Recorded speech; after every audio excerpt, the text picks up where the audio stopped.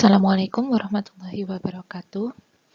Oke, mahasiswa semua, ketemu lagi di pertemuan ketiga untuk mata kuliah analisis dan interpretasi peta.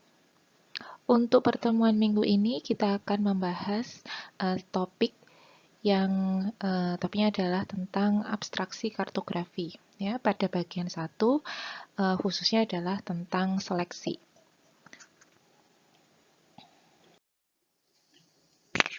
Nah, jadi ada dua hal yang akan kita bahas pada minggu ini. Yang pertama tentang abstraksi kartografi, dan dari beberapa proses yang ada pada abstraksi kartografi, kita akan bahas proses pertama atau hal pertama, yakni adalah seleksi.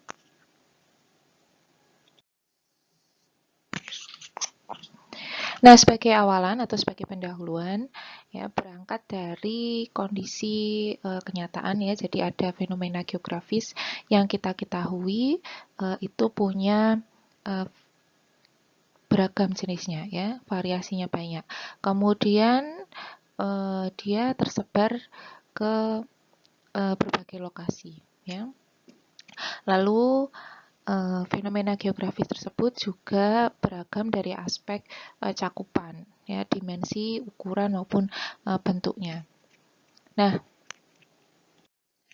dari situ kemudian kita pahami bahwa yang namanya kenampakan di muka bumi itu tidak mungkin bisa kita sajikan semuanya ke dalam peta, ya, sehingga tidak dapat juga kemudian kita mengkonversikan semua fenomena geografis itu dengan ukuran yang sebenarnya ke dalam peta. Atau dengan kata lain, skalanya 1:1. Nah, maka ketika kita membuat peta, penyajian fenomena geografis tersebut hanya kita pilih pada aspek yang penting. Ya, disesuaikan dengan yang namanya tujuan dari pemetaan kita ya. Jadi fokus dan sesuai dengan tujuan dari pemetaan kita. Sehingga pada proses pemetaan itu perlu dilakukan yang namanya manipulasi atau pengolahan data. Ketika kita mentransformasi kondisi realita ke dalam bentuk peta.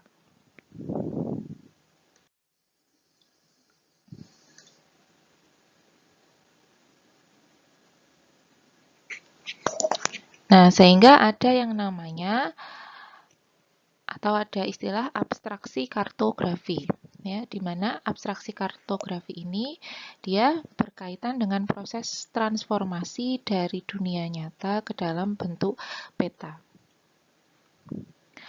Karena dikatakan bahwa map atau peta is an abstract representation of the geographical world, merupakan suatu penyajian abstrak dari kondisi kenyataan geografis. Ya, jadi abstraksi kartografi itu berkaitan atau tentang bagaimana seorang pembuat peta, ya, seperti gambar yang di kanan ini, seorang pembuat peta itu melakukan proses transformasi kondisi realita ke dalam bentuk peta.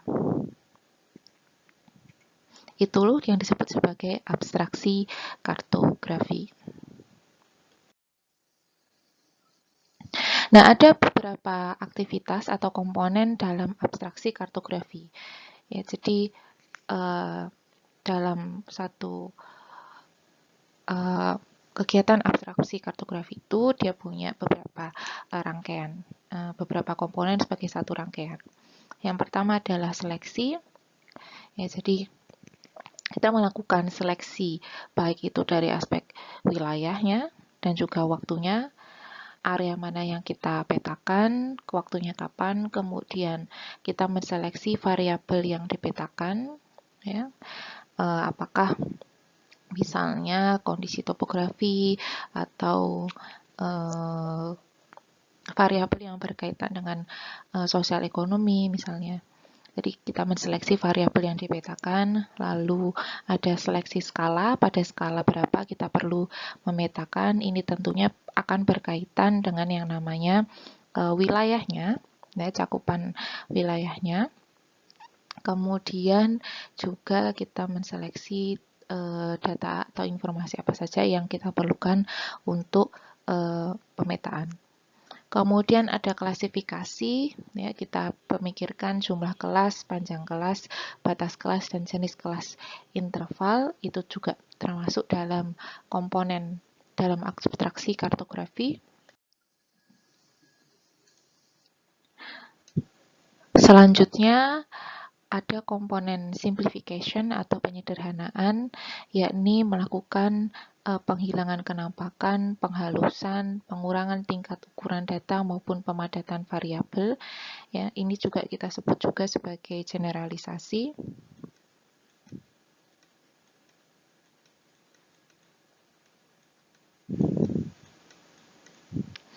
Kemudian komponen yang selanjutnya adalah tentang simbolisasi, ya. Jadi bagaimana kita membuat simbol, grafik simbol, fotografik simbol, piktografik maupun geometrik simbol. Nah, untuk pertemuan minggu ini kita akan bahas komponen yang pertama, yakni komponen seleksi.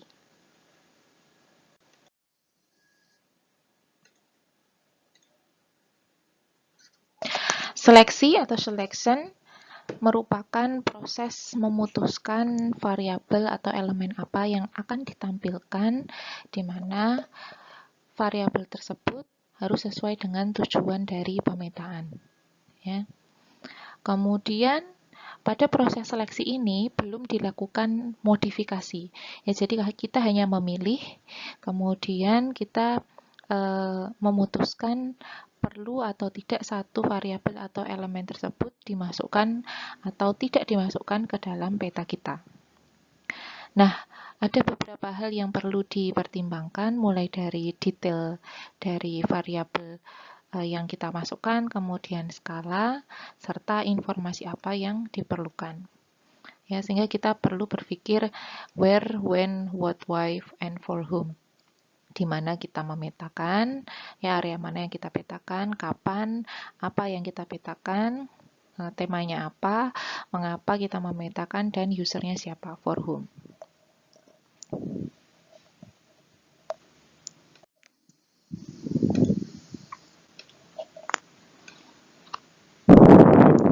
Ya, jadi seleksi, kita bisa melakukan seleksi wilayah, ya, area mana yang kita petakan, dan juga waktu, ya, kapan kita memetakannya, apakah area, maksud saya apakah waktu sekarang ataukah waktu sebelumnya, ya.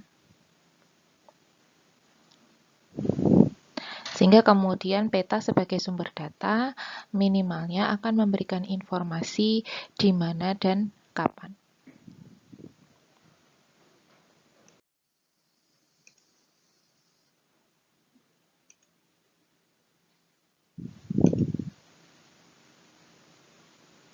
Selanjutnya, kita melakukan seleksi dari variabel yang dipetakan. Ya, setelah tadi ada where dan when berkaitan dengan di mana dan kapan, kemudian dilakukan pemilihan what, ya, jadi variabel yang dipetakan. Lalu juga ada pemilihan skala. Ya, jadi skala ini akan berkaitan atau tergantung dari cakupan area pemetaannya. Skala semakin besar, cakupan areanya semakin sempit, tetapi informasinya akan semakin rinci, dan sebaliknya. Lalu ada seleksi pengumpulan informasi, ya, jadi bagaimana data apa yang kita perlukan, kemudian juga kita memilih bagaimana kita mendapatkan atau cara seperti apa untuk bisa mendapatkan data yang kita perlukan.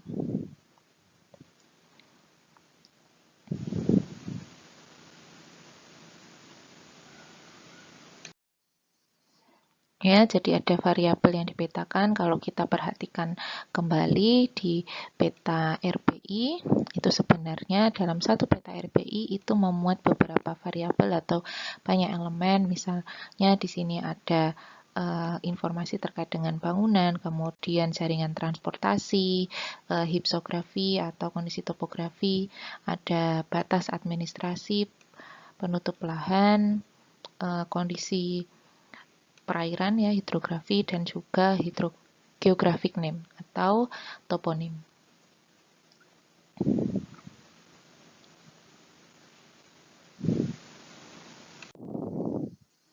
Untuk skala, ya kita bisa mengacu pada PP nomor 10 tahun 2000 terkait dengan tingkat ketelitian peta untuk penataan ruang wilayah. Ya, dari situ kita bisa mengetahui bahwa untuk cakupan nasional, ketelitian petanya itu pada tingkat skala 1:1 juta. Sedangkan untuk yang provinsi itu 250.000, kabupaten 100.000, dan daerah kota 1:50.000.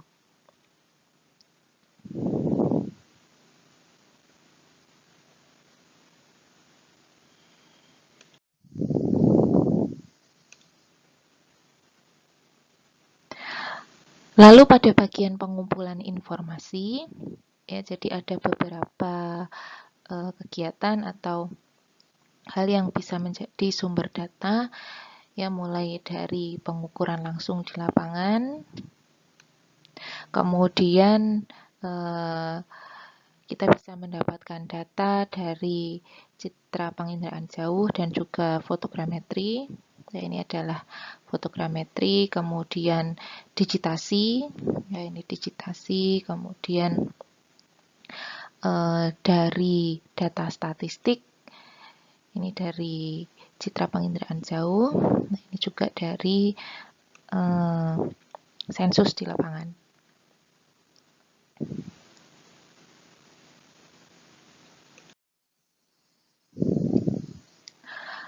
Lalu data spasial, berkaitan dengan data spasial, kita ketahui ada atau dilambangkan dalam beberapa bentuk, ya, mulai dari yang dot, titik, kemudian ada data yang sifatnya dia linier, lalu ada data area dan juga data volumetrik.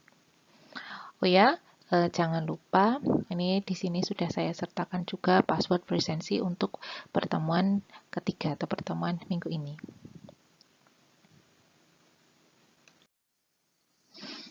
Ya, untuk fenomena yang berbentuk titik, ada bangunan, itu bisa kita rinci lagi menjadi masjid, vihara, kantor pemerintahan, pasar, polisi, kantor polisi dan juga sekolah.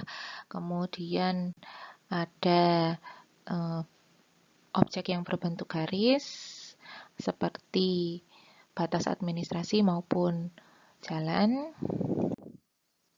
Lalu ada yang berbentuk area, ya, land cover, dan juga ada yang bentuknya atau sifatnya volumetrik, artinya tidak hanya punya dimensi X dan Y saja, tetapi juga ada dimensi Z-nya.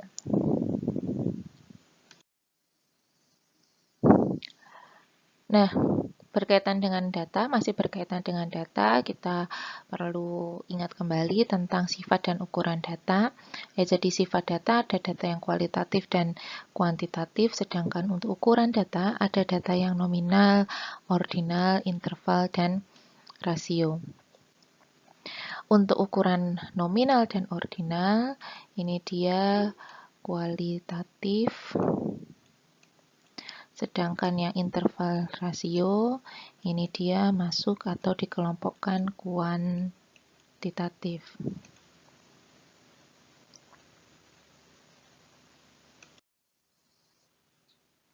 Ya, jadi sifat data yang bersifat kualitatif itu dinyatakan dalam bentuk kata-kata atau deskriptif, sehingga dia hanya menjelaskan tentang objek. Atribut objek bisa berupa karakter, sifat, sebaran, maupun kategori dari objek tersebut. Contohnya di sini adalah peta tanah.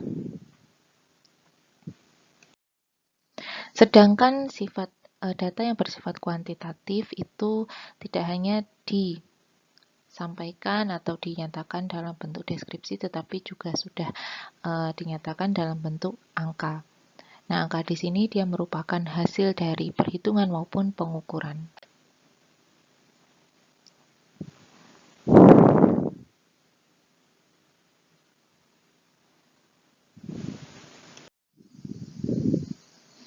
Untuk ukuran data nominal, ya, yang pertama adalah nominal.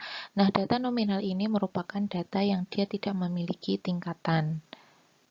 Sehingga dikatakan bahwa setiap unsur atau elemennya itu akan memiliki derajat yang sama.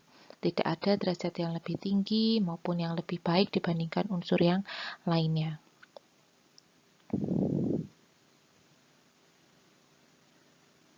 Ya, contohnya di sini ada tentang bangunan, ya ada airport, building, kemudian cemetery, kuburan, dan juga church.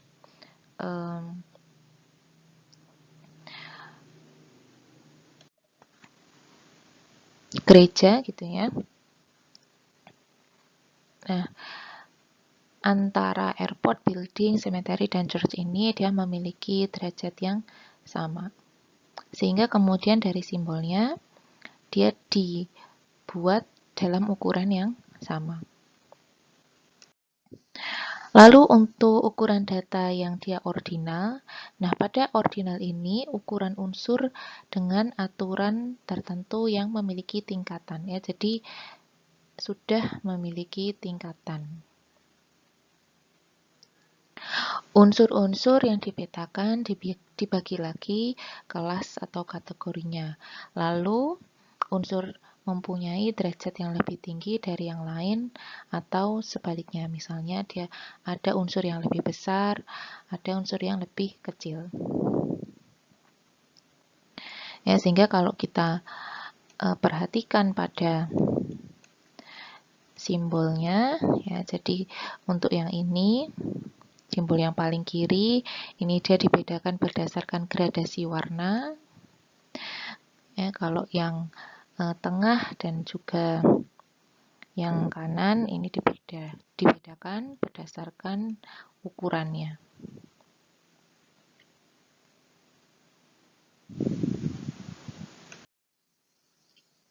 Lalu ada ukuran data, interval, dan rasio. Nah, interval dan rasio ini dia merupakan ukuran data yang dibagi atas kelas-kelas tertentu dengan harga yang sebenarnya, ya. Jadi ada harga yang sebenarnya. Misalnya kelas 10, 20, 30, dan seterusnya.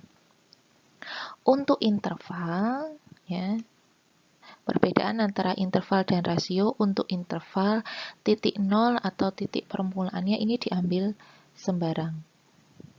Sehingga titik nolnya tidak memiliki arti yang sebenarnya. Contohnya adalah temperatur maupun prestasi mahasiswa. Ya, sehingga ketika temperatur satu objek itu 0, bukan berarti bahwa objek tersebut tidak memiliki temperatur atau tidak memiliki suhu. Sedangkan untuk yang rasio, nah di sini titik permulaannya adalah mutlak, sehingga dia memiliki nilai 0 yang sebenarnya. Ya, contohnya adalah pendapatan, tinggi, dan berat badan. Sehingga di sini ketika seseorang itu pendapatannya 0, maka dia mutlak tidak memiliki pendapatan. Gitu. Nah, kalau dilihat dari simbolnya, itu kita perhatikan dia memiliki perbedaan gitu ya, dari kalau di sini berdasarkan ukurannya.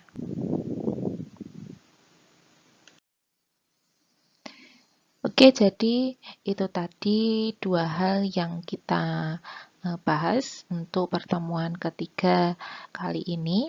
Yang pertama tadi kita membahas tentang abstraksi kartografi, ya, yang merupakan satu proses untuk mentransformasikan atau mengkonversi kondisi realita ke dalam bentuk peta.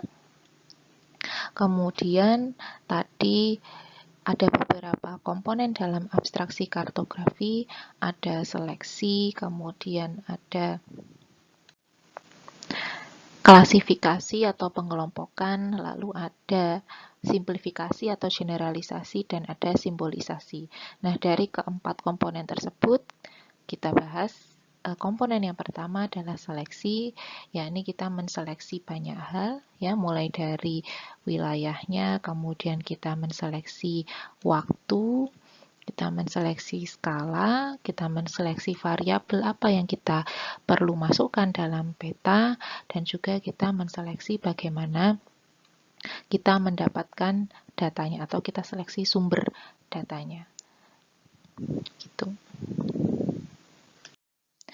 Oke, jadi cukup sekian materi saya untuk minggu ini. Terima kasih saya ucapkan. Sampai ketemu di pertemuan selanjutnya. Wassalamualaikum warahmatullahi wabarakatuh.